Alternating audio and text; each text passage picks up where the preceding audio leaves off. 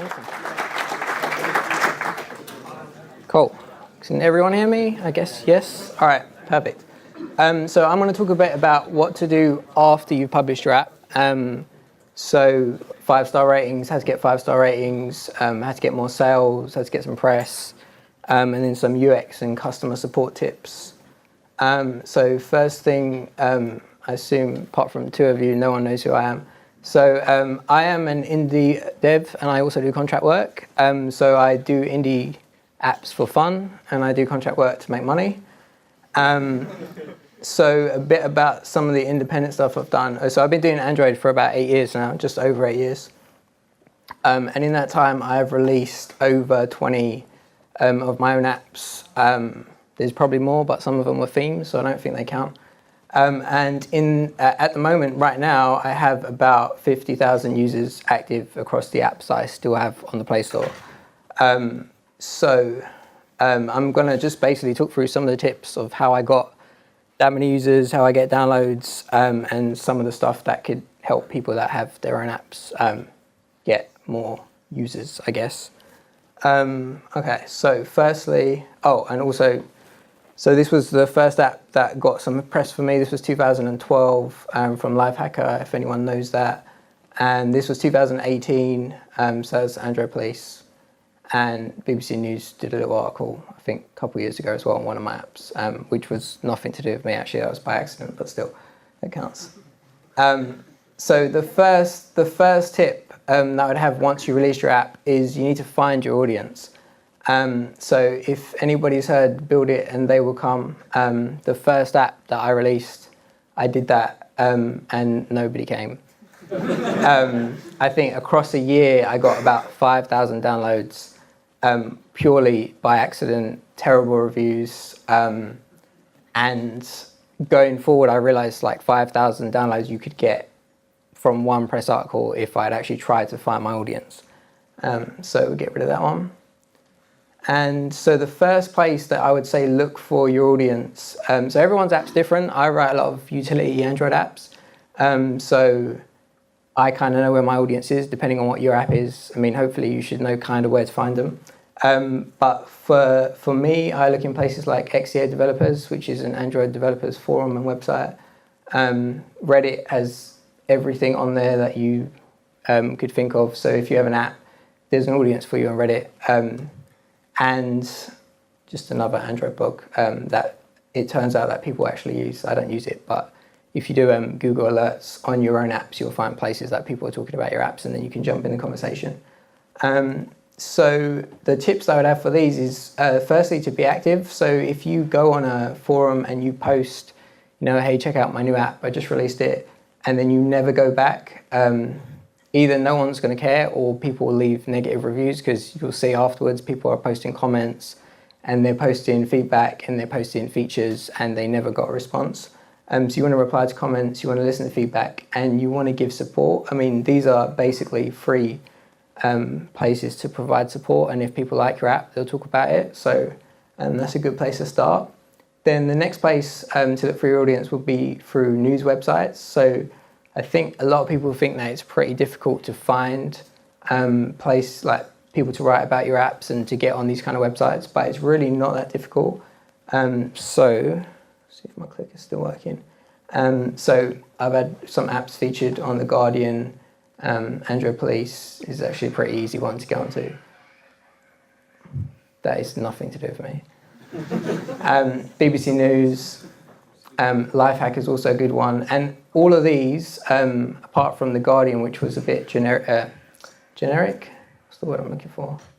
It was a bit organic, not generic.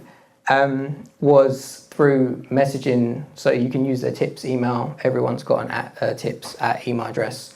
Super easy. You send them an email, hey, check out my app, this is what it does. Maybe send them the APK if it's a paid app. And if they like it, they'll write about it. If you find people who write about the kind of app that you've released, so recently I released an app that was to do with finding coffee shops. So if you Google people that write about stuff to do with coffee shops and they like technology, you can hit them on Twitter and be like, hey, check out this app that you've released. They might be interested. And you can, like I said, you can find them on social media. And then also there's really obscure places that you could find One, find your audience, and two, find press. So something that I realized pretty early on is you only really need one place to pick up your app, and it could be a really small place because everyone in that space reads everyone else's stuff. So if I get a post on XDA, someone that writes for Android Police is reading XDA and they'll see it and they'll pick it up, and someone that's reading that writes for Forbes and they'll see it and they'll pick it up. So some of the obscure places that you could go to is, so for Android apps that are a bit geeky, like Fandroid or other random Android blogs, Livewire, so lots of these websites that are about tech and not specifically Android, they like that kind of stuff. YouTube, there's quite a lot of channels that write about different apps, the top 5 best new apps this week and whatnot. And some of them seem really small and they might not have a big audience, but if they do a post on one, or do a video, on one of your apps, and somebody that is a bit more noticeable sees it and they might also write about it, that's free press there as well. And just another website to make use of. They're also pretty good with that kind of stuff. And then the second part after you found your audience is you want to make sure that you don't want to get negative reviews, because generally, especially for an indie dev, if you get bad reviews, then that's basically the end of your app, and it happens really quick. So the first thing, I guess that's a question for everyone, but would you download an app that has 1 star? And I assume by show of hands that's 0. All right, excellent. Oh, 1 person. All right, that's good. I like you. 2 stars, 3 stars. Generally, most people won't touch an app unless it has 4 stars or more, myself included, which is pretty bad, but also it means that you have to try and control that feedback as best as you can. So the first step is you have to remember, just because you know how your app works doesn't mean that your user does.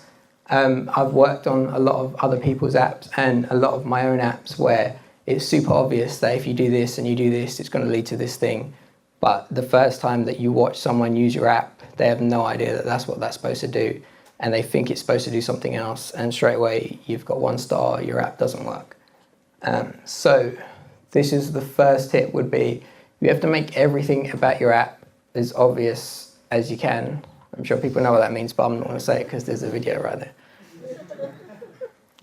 So onboarding screens, and you can have I have tutorial intro screens on my app that explain what it does.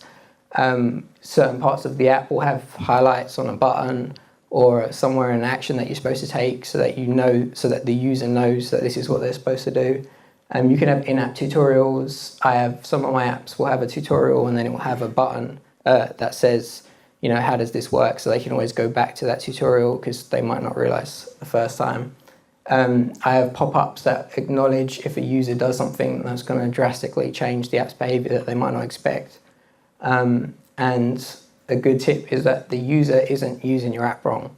So if your answer to somebody's problem is that they're using it wrong, then it just means it's bad UX design and you want to go back and fix that.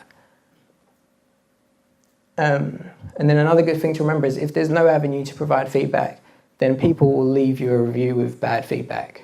Or okay feedback, but they're not going to give you 5 stars if they're asking you a question, so they'll give you 3 and then you just end up with this generic 3-star rating across your app, especially at the start because you don't have that many reviews, so negative or average reviews really impact your score. So some ways to avoid this is you want to have as many feedback channels as you can outside of someone leaving you a review. So you have alpha and beta channels that you can use on the Play Store that people can sign up to. You have in-app messaging, so there's different services. There's services like Intercom where you could create your own, where someone can press a help button and actually talk to someone to say that they have a problem. Support email address is huge. So my apps, I have a support email address, but I also have lots of different buttons that are worded slightly differently in different places that all take them to the same email address. And I get emails every day from people with the most complicated to the most simplistic questions. And also, if you actually reply, you generally get a good rating just for the fact that you replied, because most developers don't reply. And then you've got in-app bug reporting, and that's a service that you could use there. And also reply to reviews. So if people do leave you negative reviews, or if they leave you good reviews, you should reply. Some people leave average reviews, they get a reply, they'll change their reviews. Some people will change their reviews in the opposite direction because they just wanted to say that your app was crap, and now you reply to them, so you're going to get 1 star. But still, it's worth doing. And then once you can control for negative reviews, you want to try and get positive ones. So how do you get users to leave positive reviews? Is you ask. So there's lots of ways to do this. The ways that I normally do it is strategically timed pop-ups. So you use some sort of metric, depending on what your app is, to show a pop-up that says, do you like this app? Yes or no. If they say no, then I usually show another pop-up. Why do you not like, if they say no, you ask them if they'd like to give feedback, and then you get them to email you feedback. Because if you say, do you want to leave a review, and they say yes, but they didn't like your app, they're just going to leave a crap review. So you want to try and control that feedback loop as best you can. And a sensible metric, so for example, I have apps that read messages to people over headphones. So for those kind of apps, if this person's listened to 100 messages, that's when I'll show them a review because they've been using my app, so more likely they'll leave a positive review. And if not, I should get good feedback. And again, the second pop-up is how you can filter for negative reviews. And also a notification reminder. So some of my apps are services that run in the background, so the user never sees the UI after the first time they set it up. So if I want to get good reviews from them, I will show them a notification using the same method. So some sort of metric that will tell me that they like the app or they've been using the app, and then they'll see a notification. Hey, do you like this app? Do you want to leave a review? Yes or no? Oh, wait. All right, well. And then step 4. So now you found your audience, you're controlling for negative reviews, you're trying to get positive reviews. That's where you could try and make some money, depending on what your app is, and assuming that if you release an app, you actually want to make some money from it. So ways to do that is you can do in-app purchases, or you could do fully paid apps. I go the route of in-app purchases and use the freemium method because people generally don't want to pay for an app up front until they know if they like it. So I make the apps free and usually give them free trial of paid features, or I give them, I give them free trials of paid features that they can then unlock if they pay later on, which usually that works pretty good for me because they get to use the app, they get to see if they like it. Also, I do promos via push messaging. So again, if they've used it for a little while, then I might send them a push message saying, hey, do you want to purchase this app, 30% off, something like that. Also promo codes you can use in the app, which you can build in yourself, and then promos during the holiday period. So like Christmas, say it's Christmas, it's 30% off. And that is the gist of my talk, I believe. So you want to find your audience, control the feedback loop, make some money. And that's me. Any questions?